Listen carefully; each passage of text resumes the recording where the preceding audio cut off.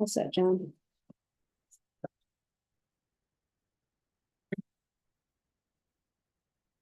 Okay, it's 1 o'clock. I'm going to call the January 16th Board of Commissioner meeting to order. Today, we're going to start out with a prayer by Commissioner Heberlein, followed by the pledge by Commissioner Ballard.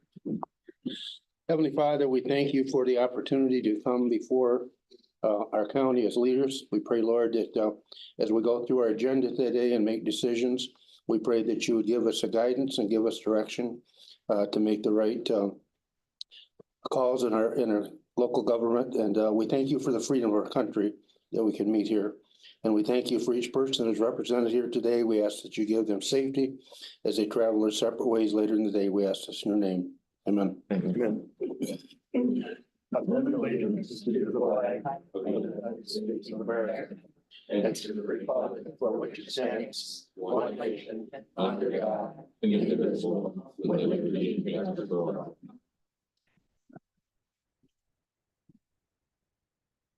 Thank you, everyone. Leslie, roll call, please. District 1, Chairman John Block. Present. District 2, Commissioner Roger Ballard. Present. District 3, Commissioner Gary Heberlein. Present. District 4, Commissioner Bill Sarchello. Here. District 5, Commissioner Christine Lee. Here. District 6, Commissioner Evans Ehart. Present. District 7, Commissioner John Moody. Thank you, Leslie. Here. At this time, we'll entertain a motion to adopt the agenda as presented. I make that motion. Support. A motion from Commissioner Heberlein, support from Commissioner Ballard to adopt the agenda as presented. Is there any discussion? Hearing none, all in favor, signal by saying aye. Aye. Opposed? Motion is carried. Our agenda is adopted.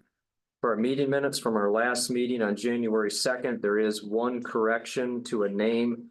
It was listed as Lilgis and it should be Kilgis. With that one correction to the minutes, if there are no others, I'll entertain a motion to approve our minutes from January 2nd. I'll make that motion. Support. I have a motion from Commissioner Lee, support from Commissioner Ehart to approve the amended meeting minutes. Is there discussion? Hearing none, all those in favor signal by saying aye. Aye. Opposed? Motion is carried. Thank you for catching that in the minutes too. You had received your correspondence from Jody through email the other day. That'll move us into commissioner reports, and we will start with Commissioner Ballard. Last Tuesday, I attended the Marlette Township meeting. Really nothing out of the ordinary there. Last Monday was the city of Marlette. They approved a rezoning request for Oedeker for their expansion project. They had some property which needed to be rezoned from residential, to commercial or industrial. So I guess that's it for that report. Okay, thank you, Roger. Gary? The last month I reported or attended Watertown, Moore Township and Custer Township. Then last week, we had the webinar, Zoom meeting, with the state over the new green energy bill that was passed back in, I believe, November. But a couple of things I've been working on, excuse me, with Moore Township, and I'm sorry, I keep coughing. Last couple of years, I've been working with MDOT.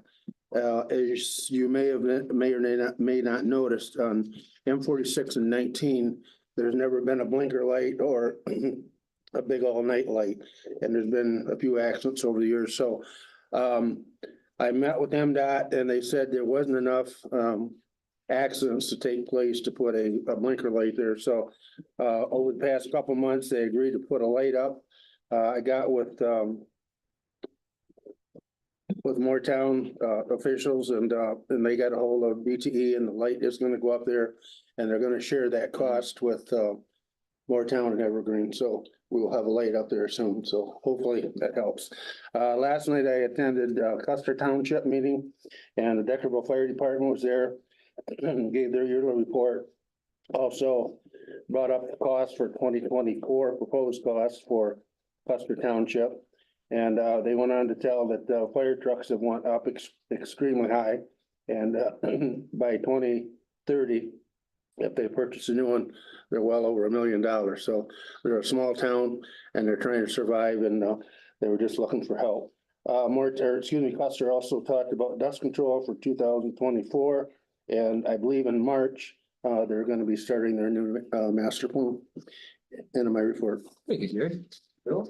I shared board appointments with all the municipalities that we represent, along with the highlights from last year. We really didn't have much from our meeting last time, but at least brought them up to date on some of the accomplishments that we created through the year. That's all I have. Okay, thank you, Bill. Christine? I attended the City of Brown Cities meeting. That was business as normal. Maple Valley Township did not have a meeting this month. Flint Township set the dates for their board of review. They talked about how they were going to spend the rest of their ARPA money. They approved the election inspectors and their chairperson. And Brown City Fire Authority are selling 3 fire trucks to purchase 1. Thank you, Christine. In the last 2 weeks, I was at a Forester Township meeting and then also attempted to attend a Wheatland Township meeting, but that was Saturday morning, hour and right after the snowstorm. So they canceled and rescheduled that. That's all I have. Evans? My township meeting is this Thursday. Okay. John? On Tuesday the 2nd, I attended Speaker Township's regular meeting. They just set up their meeting dates, approved the new deputy treasurer. They're gonna go through their buildings and grounds that they own for an ADA review. One fire runs last year, which not just fires, but that's accidents. And then for their zoning, they had some blight and then legal grow issue, I guess, so. And then on Wednesday, the 3rd, I went to Speaker Township's planning meeting. They had a discussion about some of their bylaws, and then they set up a date for February 8th for a public hearing for a moratorium on wind and solar energy projects. Thursday, the 4th, I attended Melvin. They had a pretty large sidewalk project going this year, and then they've completed that. And they're looking to spend some of their ARPA money on developing a master plan for their village. And then I went to, on Tuesday, the 9th, was Worth Township. They appointed several people to, that was a special meeting. They appointed several people to boards, including planning, board of review, zoning, cable authority, and more library, and they approved their Croswell EMS contract. And I have Worth Township tomorrow night and Fremont Thursday night. That's it. Thank you, John. Appreciate everyone's commissioner reports. Nathan, your administrator report, please. Thank you. Yeah, quite a few things going on in the last week or two here. Like to start off by saying I had a good meeting last week with Samantha Schneller, the new EDC director. She's here and will be part of the finance meeting, the approval of her contract, and I'll introduce her to you guys at that point. Some good discussions took place, and what I enjoyed was, she's really looking to develop the direction of what their office should handle, and I think that'll make it easier for us to know when we should be going to them and when it's things that are a little bit outside the realm of, what they are going to tackle. So tomorrow I have a Brown City Chamber, I guess it's a business open house I'm gonna attend. There's some local business leaders that are going to be there. They invited me from the county just to provide a little bit of an update in regards to some of the things that have gone on in the county over the last year and maybe some things we're looking to do over the next year. Also had a meeting with an engineering company who is looking to work with counties on the materials management plans. And we had a good discussion and talked about some of the things we have going on here in Sanilac County, and came away very pleased. They told us one thing that they would look closely at is whether it makes sense for us to partner with other counties or not, because we have some uniqueness here. We have a landfill. We do have a recycling center.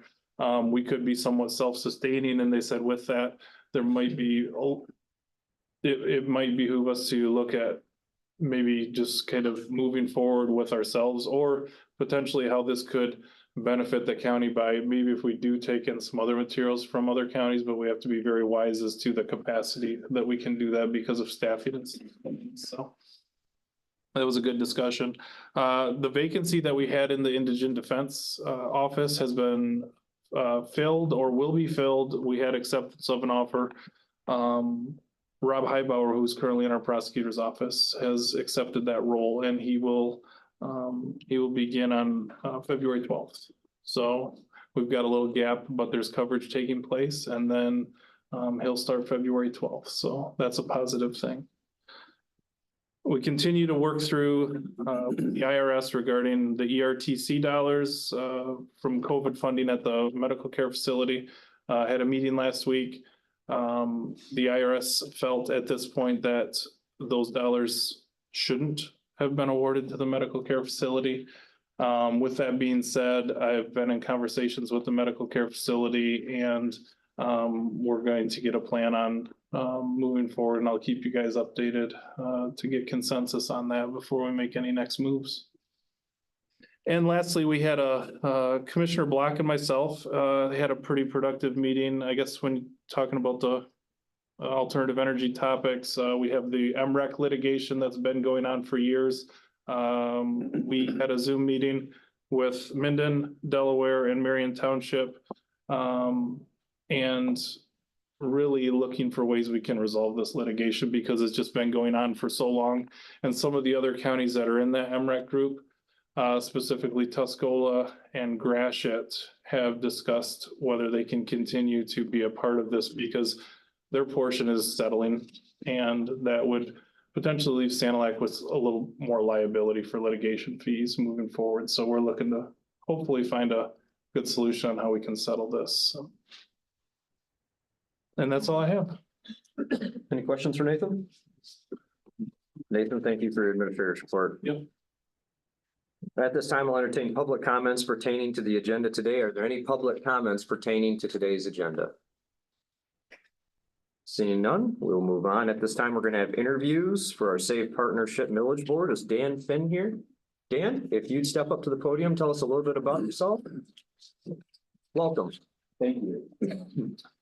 I was invited by Commissioner Sarkella to submit a letter of interest. I've lived in Sanilac County for going on 3 years, and in that time, I've been involved in Port Sanilac. I've essentially volunteered my time as a substitute teacher and a volunteer coach for Carsonville, Port Sanilac, and Beckerville, and a short portion of time at Croslex. I've been a company member of Swan Theater Company. I now serve as administrator for Sanilac County Historic Village and Museum, as well as owning and operating the Sanilac Coffee Shop in Port Sanilac, as well as being vice president of the Port Sanilac Area Business Association, and also have served at Port Sanilac Lions.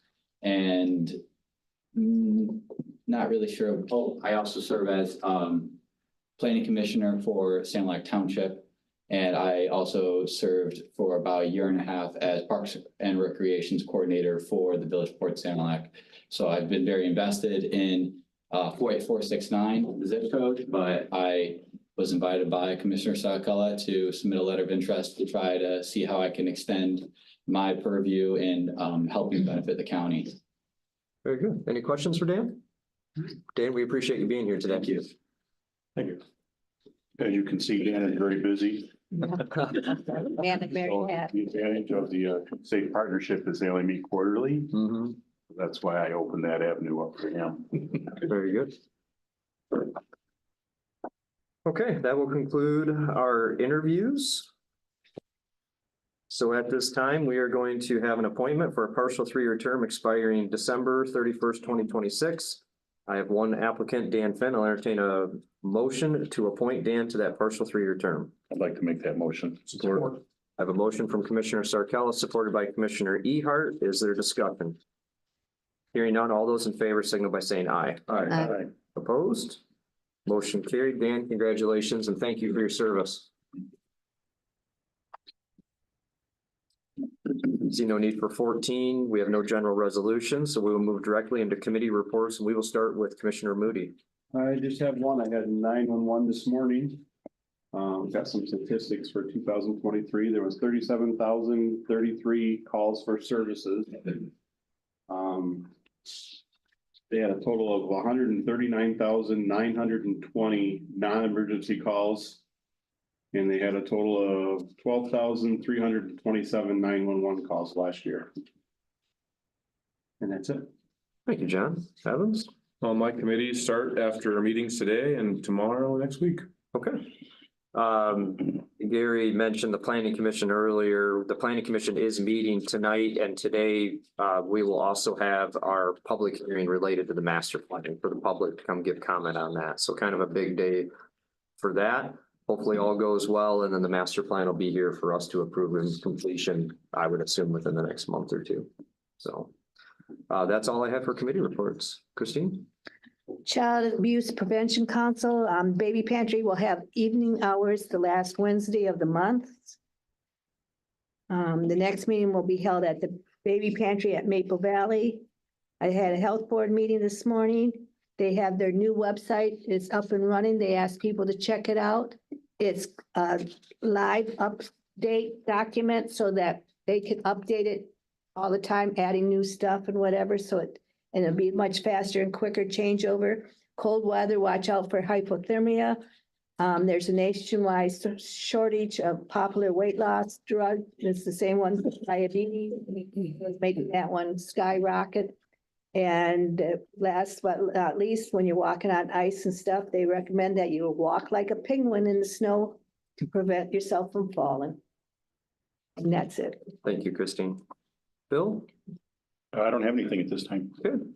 Gary? How fast you covered the planning commission tonight? Okay. Roger? Had a CMH program committee meeting last Tuesday, just normal reports were given. Last Thursday had a soil erosion, our mandatory quarterly meeting. Not much to talk on there. Parks, work has started on the Evergreen Sewer Project. They got a pretty good start week before last. So I don't know how they're doing now with this cold, but they have been busy taking reservations. Evergreen and Forester both took in approximately $90,000 each the first day of our reservations. Lexington was up around 18,000, which is pretty good. Probably our highest first day ever. One thing I forgot to mention, I do have a Lamont Township meeting tonight at 8. Kind of hoping they cancel because of the cold. I don't really want to get out at 8 o'clock tonight.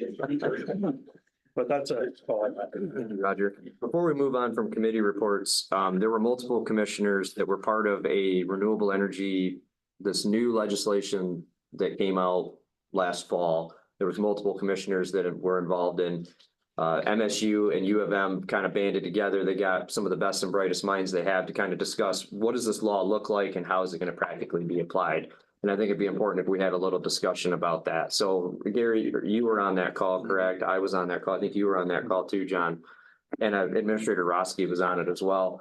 So we're starting to see a little bit kind of what this is going to look like, although there's a lot of caveats and there's a lot of holes in it yet. The big consensus is nobody's really going to know how this is going to work until it gets squeezed out the other side of the judicial system. There's going to be all kinds of legal issues with this. But it would be important for us to start having some basic discussions about what position the Board of Commissioners wants to take on this issue. Because if we want to be involved in this process moving forward, there isn't a lot of time to act. So essentially, those bills were passed last fall. The governor has signed them. And now I believe it's about mid-November of this year, that law will then take full effect. So between now and then, it's township zoning, status quo, things are the way they are. When this new law takes effect, it will affect large scale solar and wind development. So there's a certain megawatt, I believe it's 100 megawatt for wind and maybe 50 megawatt for solar, something in that realm. That would then trigger this new law to then take effect. And essentially what the law does is heavily restrict the township's ability to zone this, but there's a lot of questions left in here. So the law created two different avenues for a developer to get a project approved. One would be to still deal with the local municipality, which would be the township. But what we found out on Wednesday is the county's now been tied into this legislation. In that how it would work is that if after November of this year, if a developer wanted to develop in the county, they would have to submit a request to me as the chief elected official of the county, and then also submit to the supervisor of the township, which is the chief elected official of that municipality, to ask us to meet. So then we would, assumedly, we would have some type of meeting. We have to figure out how that would be orchestrated.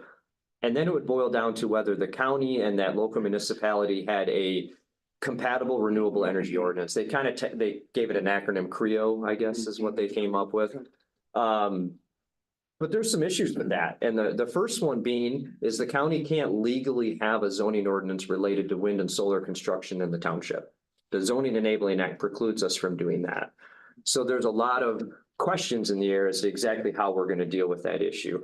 I think the most logical solution would probably be somewhere for the county to have a policy or a resolution passed, or maybe a police power ordinance, which we're going to have to get with legal on this. I mean, every municipal attorney in the state is going to be working 80 hours a week this year trying to get everybody to figure this out.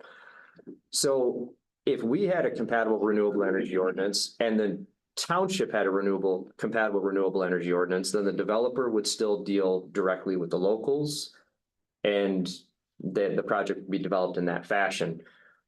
If we don't have if the county doesn't participate in this by having a compatible renewable energy ordinance, then it is automatically triggered that the developer then goes to the Michigan Public Service Commission and bypasses all the local units. So it's a pretty complicated issue. I'm not really sure how it's going to practically be applied in any real way. Gary, I know you got that notion on the call, but I could tell those people were pretty frustrated that when these lawyers are looking at this, shaking their heads thinking this doesn't make a lot of sense, or how are we actually going to actually move forward with this? Because the other issue is we've seen residents, get involved in this through referendum or recall petitions in townships.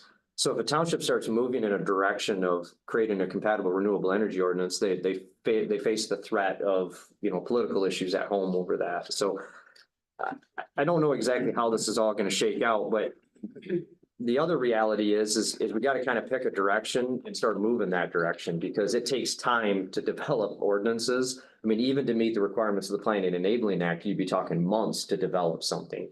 So I think what makes sense is to have some general discussion today about how we may want to move forward with this. But I think we need to have this as an agenda item in 2 weeks or maybe a month, so we can really start diving deeper. Now, the County Planning Commission will be involved in this and we'll have discussions as well, but ultimately this board is going to have to be prepared to make some decisions related to this and how we want to act. I mean, obviously we would want to be good partners to our townships and have whatever standards of ours we'd have to allow them the opportunity to still deal with the developer on their own if they so wish. I'm sure everybody's on board with that idea. It's just how that's going to come into play is going to be, it's as Nathan, you can probably attest it, the attorneys and two good municipal attorneys on the call. They had some really good answers for some questions, and some of them, they didn't have any answers. Yeah. And some of it, I think it was telling they couldn't even agree, right? I mean, there was some dissension between them. Yeah. The two of them. And then at one point, I believe they said some of this is going to have to play out in court, and then we'll get answers. Absolutely. I think that was the key thing. Hearing from seasoned municipal attorneys, just straight up calling it what it is. Somebody's going to get sued. And until it comes out the other side of the judicial system, we're really not going to know how this works. But I mean, the grand scheme of it basically is and there's so many things that weren't considered with legislation. It might not be the case in a lot of rural Sanilac County townships, but townships closer to more urban areas might have a section of the township set aside for consideration of a subdivision at some point. It might be farm ground today, might be a planned subdivision in the future. That municipality has no authority anymore to decide that. If that ground was to be leased for solar or wind, it would get developed. And so I don't understand how they expect rural or even semi-rural communities to do any type of community planning moving forward. They might have been better off to just ban zoning in the state than to do it. I just don't know how any rules that you create for any of our jurisdictions could just easily be obliterated by something. And I don't know how they expect the county master plan or ordinance match up with every township in the county. And we don't have that now. Right. No. I think, But the Creo is gonna make that happen, right? right, and I think what you just brought up is the other extremely valid point I still think we need to be good partners and try to do whatever we can to provide the townships with the greatest level of autonomy to make decisions as they choose. But we're gonna have to get with each one of those jurisdictions and figure out what they want to do. In all of my experience of being on this board in the last 3 years, that is gonna be a huge lift to try to accomplish in less than 10 months. 10 months. And then try to meet the legal requirements of the Planning Enabling Act. So if anybody's got any really good ideas, I'm all ears. Cause it's a bit of a pickle, and it's not just a decision whether a community does or does not want to participate in this. I'm not even sure how we're gonna legally work through this law to comply with it when we're also supposed to comply with the old laws that we had to deal with before. So we're probably looking at expending some funds on some high-end legal counsel to try to get us some kind of answers. And the one good thing about what happened last Wednesday is I got an email today, and I'm sure you guys did too, anybody that participated. They basically took that whole presentation and kind of put it into a paper format. And they've indicated that they're going to continually update that throughout the year. But like I said, the problem is if we find out something 4 months from now, that's not going to do us any good, because we're already going to be set in motion in a direction on how we're going to try to work on this issue. So I guess with that, yeah, so it was interesting, but it definitely left more questions rattling around than it did answers. Well, I text you a few of my thoughts right after the meeting. I Yeah. want to bring them up in this meeting. Right, yeah, understood. And that, I guess that takes me to the other concept that we know is percolating around, if not anybody is aware of this. There is a group in the state that's came together. It's a bipartisan group. The goal is to get enough signatures to put those bills on the ballot for the voters to decide in November. I mean, at this point, I don't know what to do other than to advocate for that, because if it stays the way that it is, it's gonna be a complete mess. I don't know how we move forward with it the way that it is, but so we'll have a discussion with the Planning Commission tonight, probably, if we have time. It depends on how much time the public hearing eats up. And we will do our best to try to continue to work through that and bring back factual information for this group to try to make decisions based on. Anybody else have anything else they'd like to add related to that webinar? Okay, with that said, we'll move on. There's no need for unfinished business, so we'll move directly into new business. We are going to start with FA 008-24, approval of 2023 current claims. Sanilac County Board of Commissioners hereby approves the payment of the current claims for 2023 identified on the accounts payable report dated January 9th, 2024 for the general bank account in the amount of $66,180.04. Support. I have a motion from Finance Chairman Sarkella, support from Commissioner Lee. Is there discussion? Hearing none, all in favor, signal by saying aye. Aye. Opposed? Motion is carried. Moving on to FA 009-24, approval of 2024 current claims. Sanilac County Board of Commissioners hereby approves the payment of current claims for 2024 identified on the accounts payable report dated January 9th, 2024 for the general bank account in the amount of $128,806.40. Support. I have a motion from Finance Chairman Sarkella, support from Commissioner Ballard. Is there discussion? Hearing none, all those in favor signal by saying aye. Aye. Opposed? Motion is carried. Moving on to FA 010-24, budget adoptions, amendments, appropriations, and transfers. Sanilac County Board of Commissioners hereby approves the following amendments and establishes the following accounts as listed. Support. I have a motion from Commissioner Sarkella, supported by Commissioner Moody. Is there discussion? Yeah, the first line in there under revenue, it says an increase, and that shows it as a revenue. That's actually an expense line. The line number is correct, but it is building improvements / additions to Lexington Park. And the amount is correct, Okay, but that is an expense line. thank you, Roger. Yep. Any further discussion related to FA 010-24? Hearing none, all those in favor signal by saying aye. Aye. Opposed? Motion is carried.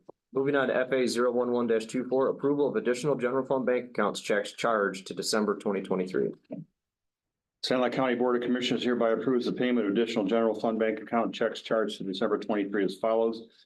$711,087.50 in ACH payments, $48,890.27 in online bill pay, $231,380.21 in checks for a total of $991,357.98.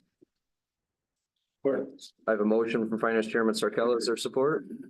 Come down there. I should support. Support from Commissioner Heberlin. Is there discussion? Hearing none, all those in favor signify by saying aye. Aye. Opposed? Motion is carried. Now for NFA 002-24, schedule of a public hearing. Sanilac County Board of Commissioners hereby schedules a public hearing on the Michigan Community Development Block Grant CDBG funding for Michigan State Housing Development Authority's Housing Improvement Livability Chill Program for February 6, 2024, and directs the board secretary to publish the legal notice. Support. I have a motion from Finance Chairman Sarcella, supported by Commissioner Ehart. Is there discussion? Hearing none, all those in favor signify by saying aye. Aye. Opposed? Motion is carried. That will conclude new business. At this time, I'll entertain general public comments. Are there any general public comments today? Seeing none, there's no need for closed session or approval of closed session minutes. I'll entertain a motion to adjourn at 1:31. I'll make that motion. Support. I have a motion from Commissioner Lee, support from Commissioner Sarcella to adjourn at 1:31. All those in favor signify by saying aye. Aye. Opposed? We are adjourned.